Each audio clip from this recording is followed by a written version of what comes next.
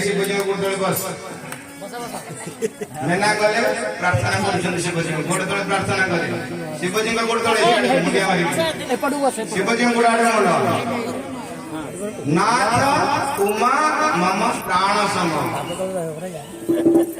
नाथ हे प्रभु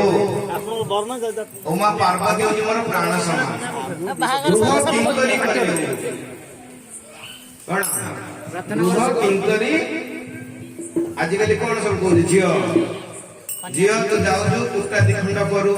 तू सुकुमारी ते केबे कामरे लगे एमती नहीं शिखाइबनी एटा शिवजी कौन कहते मेना कहते पार्वती माँ गृह किंकरी दासी करी रख जहाँ काम कर सी कर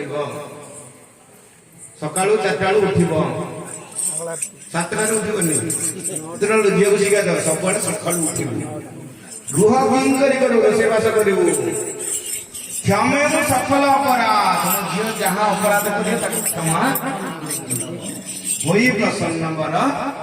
देह मेना मागिले बल आ झील को कौन उपदेश दौन मेना देखो माँ मान गोटे शिक्षा रामायण मेना कहते करे सदा शंकर